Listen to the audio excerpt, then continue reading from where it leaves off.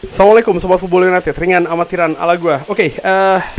Kabar apa yang akan atau kita bahas hari ini, yaitu dari Fabrizio Romano, di mana Fabrizio Romano ini memberikan informasi tentang seorang striker yang baru ini ya. Jadi seorang striker yang baru ini hampir digaransi akan terjadi di musim panas ini. 2 pertemuan telah dilakukan di 7 hari terakhir, dan Manchester United ini mendorong untuk bisa mendatangkan satu striker, paling tidak satu striker ya. Ini nampaknya akan menjadi target selanjutnya setelah Mbumo, setelah Cunha sebelumnya. Dari Fabrizio Romano masih ya, terkait dengan striker tersebut ada 3 nama ini ya, yaitu ada Oli Watkins, Benjamin Sesko, dan juga Dusan Vlahovic. Oli Watkins ini adalah seorang striker yang diapresiasi oleh Manchester United, sebuah pilihan yang telah mereka pertimbangkan selama berpekan-pekan. Belum ada tawaran ataupun komunikasi kepada Aston Villa. Tapi juga di hal ini ya, hubungan dengan Aston Villa ini sangat bagus. Jadi diperkirakan oleh Fabrizio Romano ini bisa menjadi sebuah opportunity. Benjamin Sesko juga telah didiskusikan secara internal di Manchester United, tapi dia ini dinilai sebagai striker yang mahal, sangat mahal banget bahkan ya, dan tidak akan menjadi kesepakatan yang mudah. Manchester United juga telah ditawarkan oleh beberapa striker, salah satunya adalah Dusan Vlahovic yang akan meninggalkan Juventus di musim panas kali ini, telah ditawarkan ke Manchester United. Selain striker, Fabrizio Romano juga menyinggung terkait dengan situasi penjaga gawang. Saya pikir selanjutnya akan menjadi seorang penjaga gawang untuk Manchester United. Mereka telah mendiskusikan secara internal apa yang mereka ingin lakukan dengan penjaga gawang yang baru, tidak hanya terkait dengan cederanya Andre Onana ya. Dan ini juga bukan cedera yang jangka panjang karena Andre Onana akan kembali, tapi dengan Bayindir. Jadi ini lebih karena situasi Altay Bayindir sebagai penjaga gawang.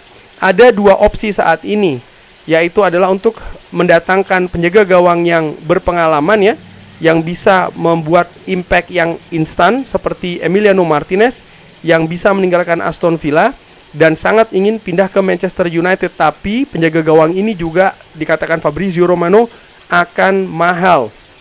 Atau mereka juga bisa memilih penjaga gawang yang lebih muda yang akan berkembang di bawah Andre Onana sebagai opsi kedua ya maksudnya.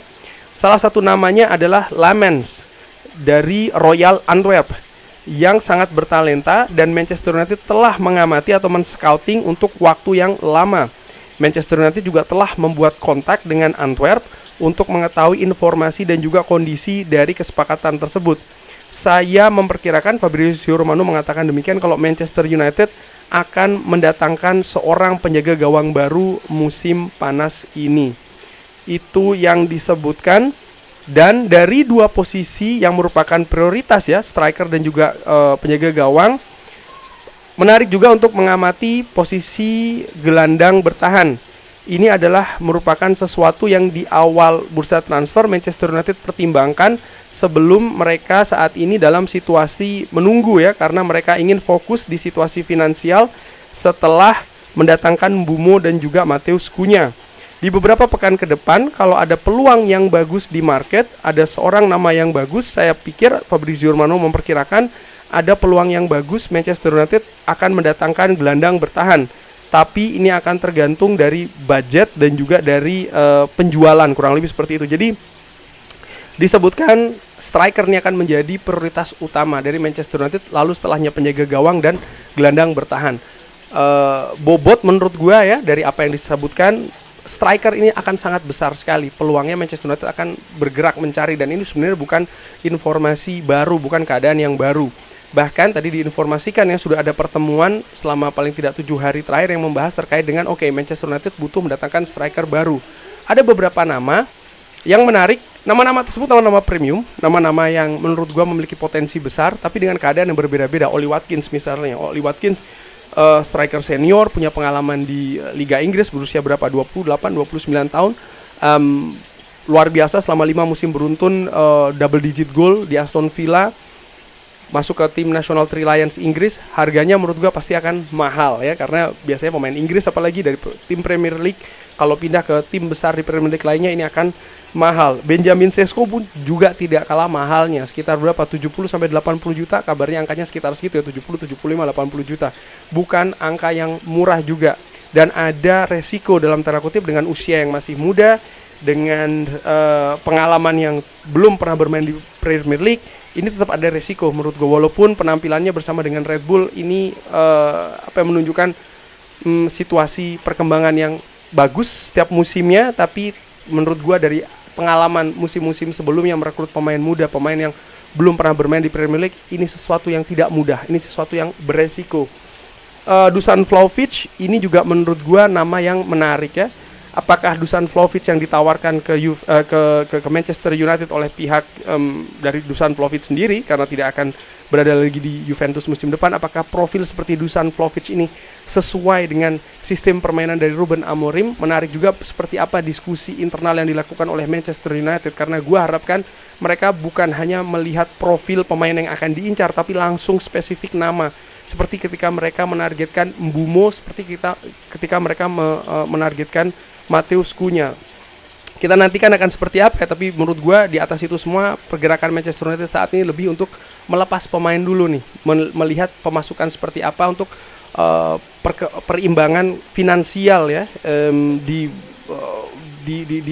operasional klub ini. Menurut gue juga sangat penting sekali. Dan terakhir terkait dengan posisi penjaga gawang pun sama, akan bergerak kalau Altay Bayindir cabut. Tanpa cabutnya Altay Bayindir ya, menurut gua Manchester United tidak akan bergerak.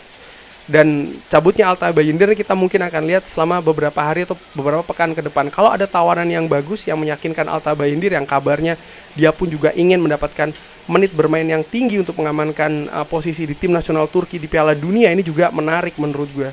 Dari situ kesimpulan sementara ini Manchester United sedang melakukan konsolidasi ya, perencanaan terkait dengan posisi striker, posisi penjaga gawang, dan mungkin juga posisi gelandang bertahan, sambil juga mereka berhitung nih dari kegiatan pengeluaran pemain ya, artinya penjualan pemain ataupun peminjaman keluar yang menghasilkan pemasukan tentu saja, ataupun beberapa penghematan dari sisi finansial yang juga akan sangat berpengaruh di target yang ingin diraih oleh Manchester United, target-target nama ya di bursa transfer nanti. Kita lihat akan seperti apa, tapi bagaimana menurut Sobat Football United dari nama striker, dari nama penjaga gawang, atau bahkan nama gelandang bertahan? Seperti biasa silahkan drop di kolom komen. Terima kasih sudah menyaksikan, jangan lupa like, share, dan juga subscribe. Wassalamualaikum warahmatullahi wabarakatuh. Thank you.